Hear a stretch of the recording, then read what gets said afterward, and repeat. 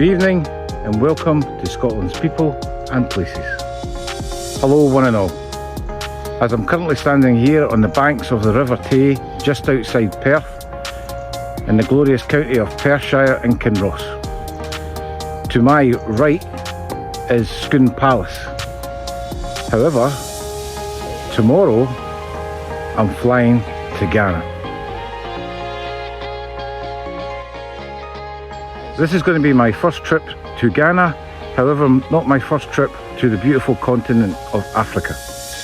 We're going to take you along the sights and the scenery and even a couple of little small festivals, one being knocking. And what I'm going to do is take you on the journey with me. Well, that's us at Edinburgh Airport. Next stop, Istanbul.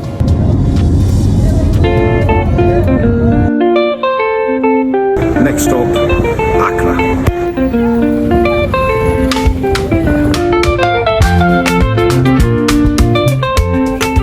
Thanks for coming on this amazing trip to Ghana. If you like what you see, hit that like and subscribe button. Okay, let's get into the video.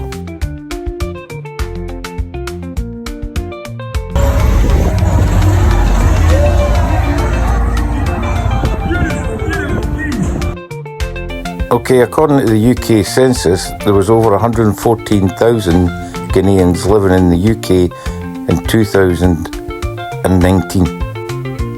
And over 2,000, mostly with dual citizenship, living in Scotland. I'm excited to introduce you to a country that is rich in culture, history and natural beauty. Ghana is located on the west coast of Africa. Ghana is known for its vibrant cities, diverse ethnic groups and welcoming people.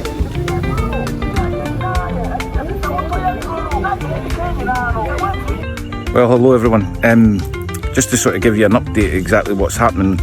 So, we have the Ghana football against Niger. We have a festival knocking. We also have, obviously, Cocoon National Park, where I am just now. There is also a little bit behind the scenes to a well-known historian, Scottish historian called Bruce Fummey. Well, we're currently at the DVLA. There's quite a few things that needs to get done when we're over here.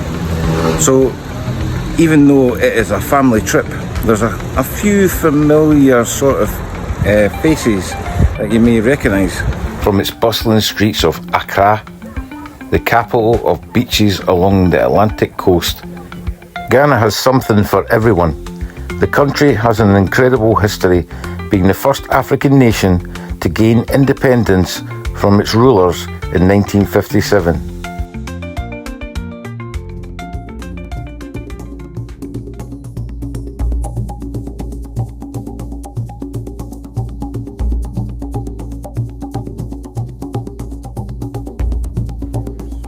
One of the main reasons for this trip in the first place is so that my partner Selassie, Bruce's sister, and the rest of the family can visit the grave of their long-lost father for their 20th year memorial service. We are at a Ghanaian memorial service, known as a celebration of life. It's not just a time for mourning, but also a vibrant gathering to honour the life of the loved one that has passed.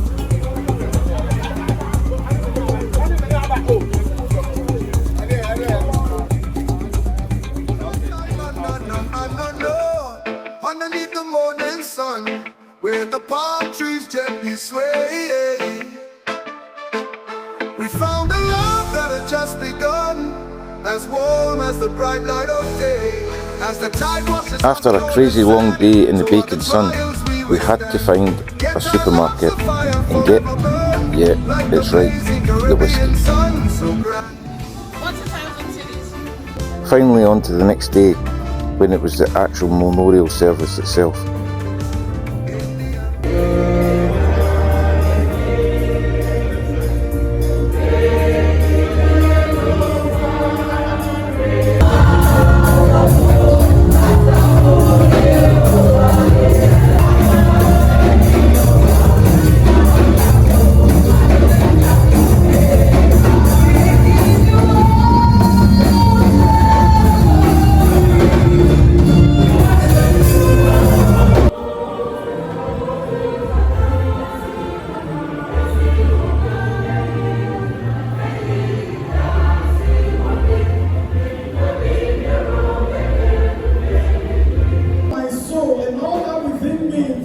holy name. The psalmist said, bless the Lord, oh my soul.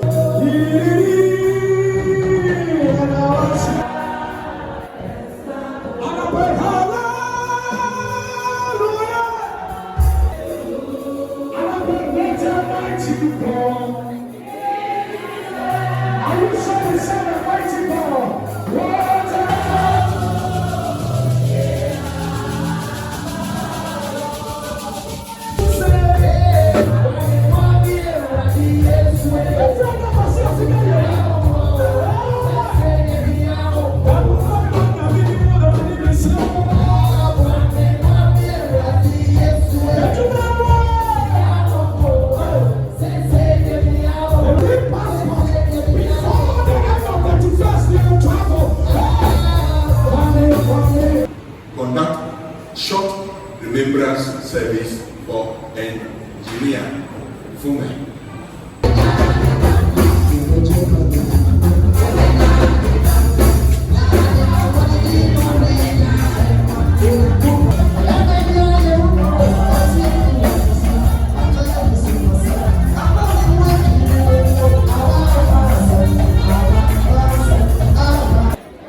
After what Bruce described as a super spreader, we headed up to Quabinya for a well-deserved drink and some festivities.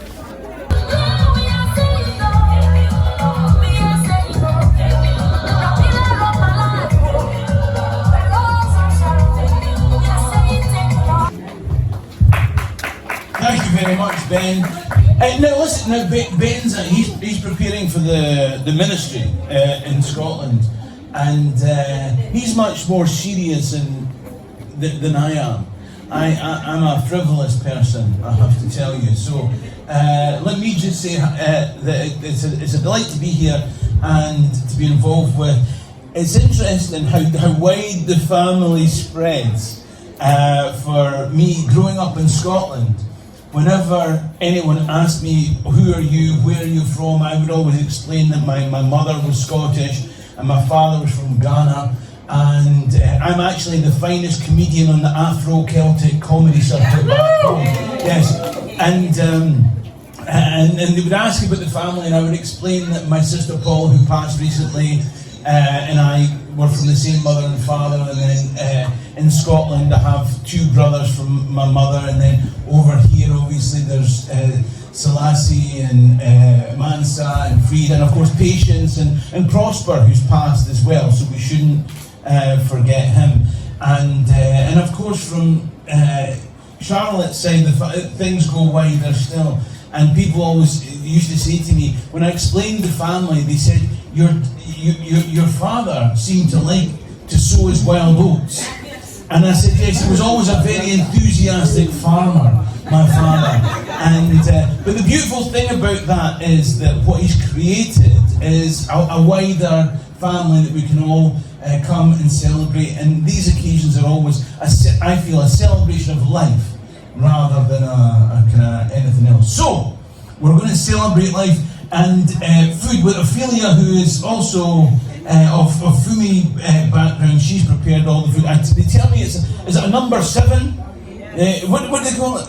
Item 7. Item 7, is that right? So the point is we can eat and drink and be merry and enjoy the life in the family. So do so and enjoy. Thank you very much.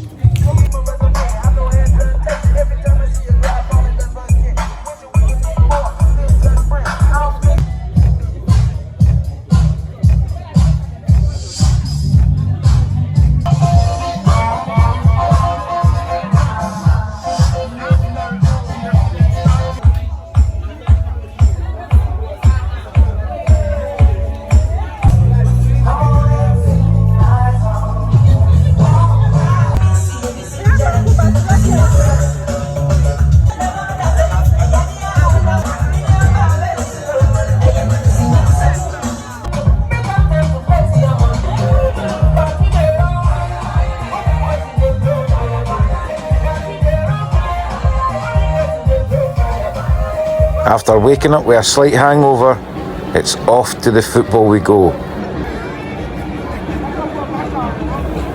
The Ghanaian National Sports Stadium in Accra, was built in 1959. It's a historic landmark and a symbol of national pride. Originally constructed for the 1960 Olympic Games, it has hosted numerous major events, including international football matches, concerts, and it serves as a hub for sports and culture in Ghana. This was no normal game.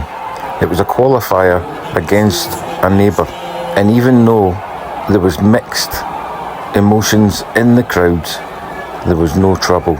No like, yep, the old derby matches we have back home in Scotland.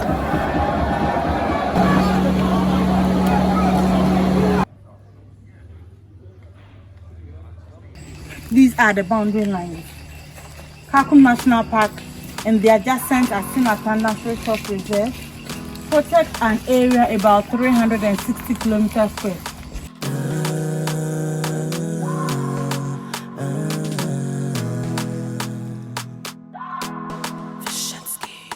Every morning when I wake, you're the first thing on my mind, the only one I wanna see. You make me smile, you make my life even brighter. You're the one that keeps me going.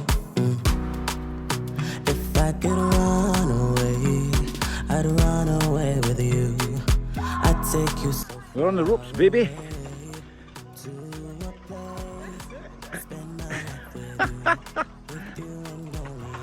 It's high.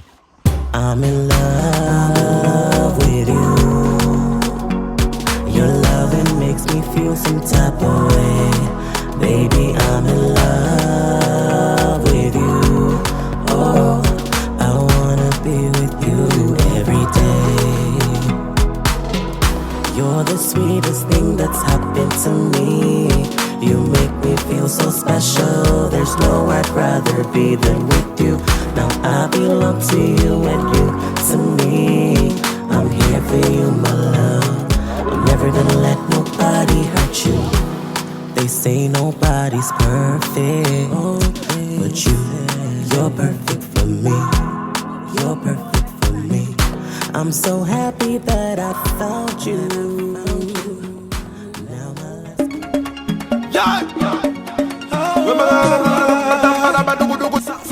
If you're travelling to Culloden National Park or Elmina Castle, Lemon Beach Resort would be a definite stay. Beautiful place, highly recommended.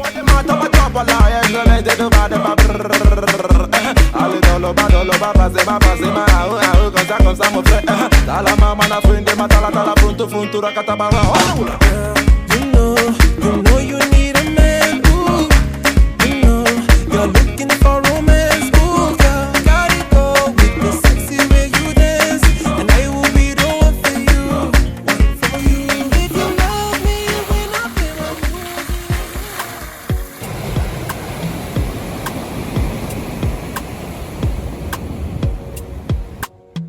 AYP was too hard in this beat, bro.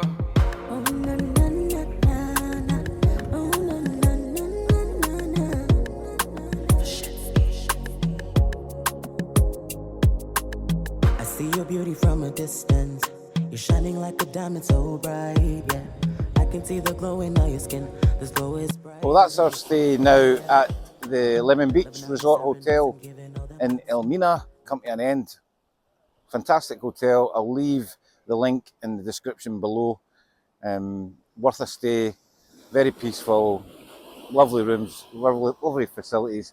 And the staff are fantastic.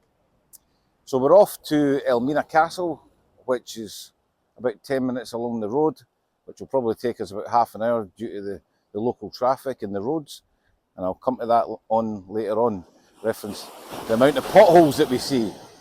You probably hear the banging, and that's us at the beach. There's new fortified defences to help with obviously sea erosion, etc. in this area, and that's what the sea is banging off it.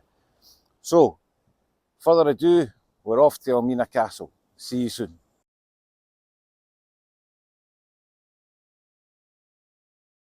Okay, so that's us now in Elmina Castle, known as the oldest European structure in Africa. It goes back to 1471. I know you historians out there are like, well, it wasn't built in 1471. No, it was built in 1482. In 1471, the Portuguese landed right about 300 metres that direction and decided that this area here was full of gold, hence the name Gold Coast. It was an abundance of gold in this area, so the Portuguese decided this would be the perfect area to have a trading route and a wee trading post. Now, Elmina Castle was built, as I said, in 1482. I'm not going to butcher the guy's name, who obviously helped construct it, but it was built in 1482. Elmina means a couple of different things. Elmina in Portuguese means mine, probably because of the abundance of gold in the area. But Elmina in German means, well, in Old German, I'm led to believe, as in an abundance of source of water, or something along that lines. We're not going to get technical about it, but it's something about that. But then you've got the Ghana, or the Ghanaian version of it.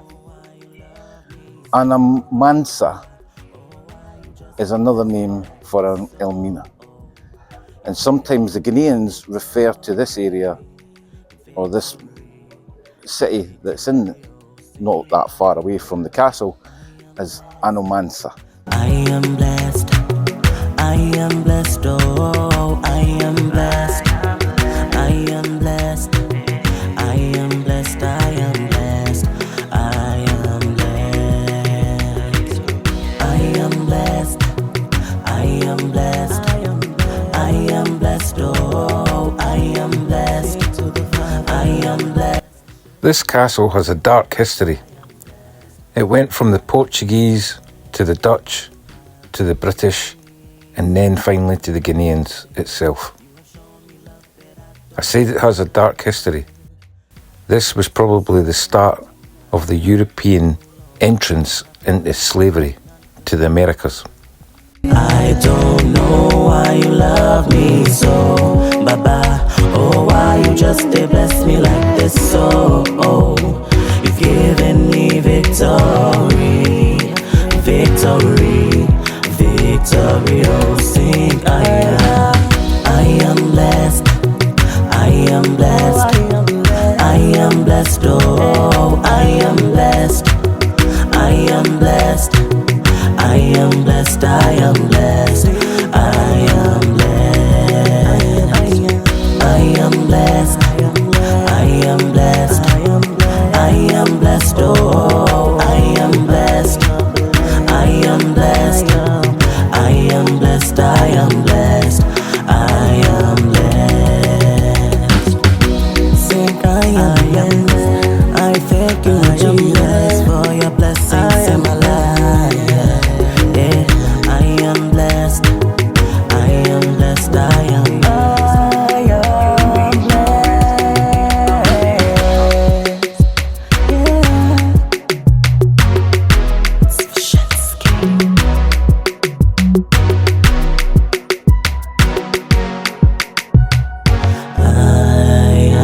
What a beautiful place, and what a tragic historical impact it had on the world in slave trade.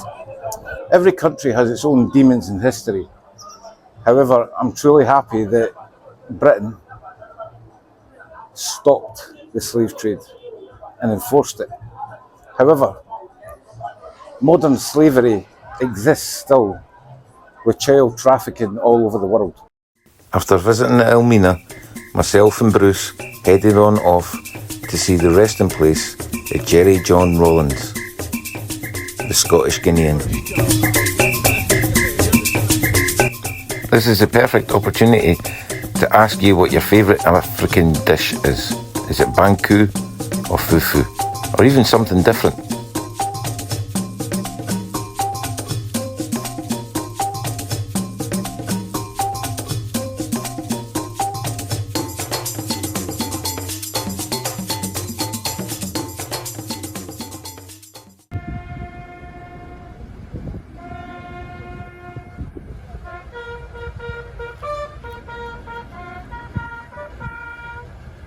That's at the military graveyard of Jerry Rawlins, a famous Scottish Ghanaian that ruled Ghana twice. He is buried in this military graveyard, and at the moment there's currently a military burial going on, so we've just had to wait just before we get to the actual grave.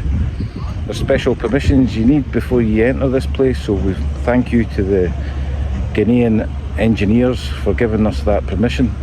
It's not an easy thing to do, however they've bent over backwards to allow us permission for us to go in.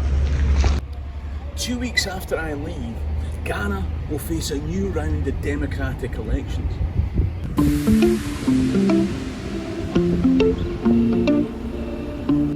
Well, this is a little behind the scenes look at what Bruce gets up to in these famous videos on YouTube. Scotland History Tours. Make sure you sort of nip over there and give it a wee like and subscribe and say hello for me. I'll leave a link in the description with Bruce's video of Ghana. A must watch. It's brilliant history behind the scenes about Jerry John Rawlins. That's us at the National War Memorial where former President Jerry Rawlins is buried.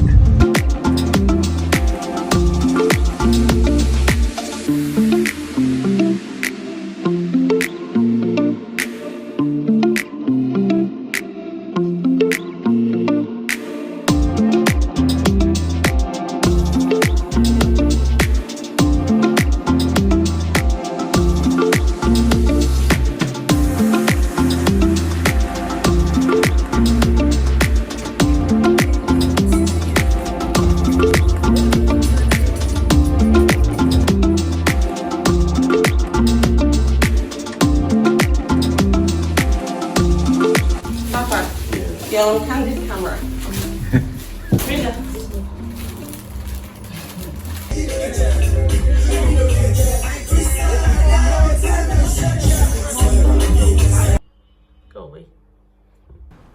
The second major event of my visit was my sister's knocking.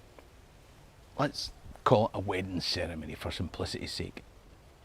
Now, given that the bloke making the knock is a jock for Edinburgh, I had to take on the Ghanaian side of my heritage in deciding if he'd done enough to keep the family happy. Of course, the whole family would have to agree for them to live happily ever after.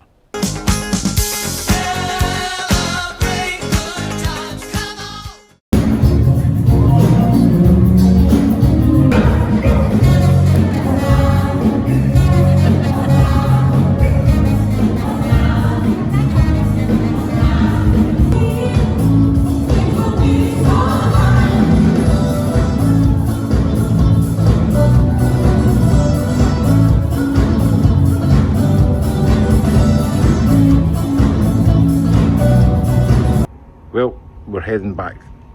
We're heading back to Scotland tonight. Beautiful sunny Scotland. Ghana has been life-changing, put it that way. If you ever come to Ghana, please don't just stay in a hotel. Get out and about, go to the wee chop bars, start meeting people. If you just do the normal touristy things, you won't understand the culture, and it'll not be worthwhile. Basically, get out and about, understand what the local population are doing, and sometimes their struggles. But if you do that and you make a friend, you've got one for life. It's about 35 degrees here. I've got a head like a bus couch, and as I say, we're flying back tonight. I'll miss the place. The place has grown on me massively. The impact that Mr. Jerry Rawlins has had on the country has been crazy. A lot of people have said to us along the way that he was a game changer in they're hoping that someone else will come along like him and change the country for the better. If you're going to drive in this country, the potholes,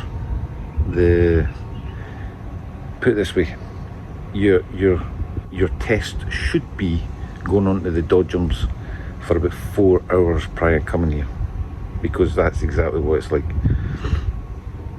Anyway, we're going to say a fond farewell to Ghana, and we'll see you in the next one. Bye for now.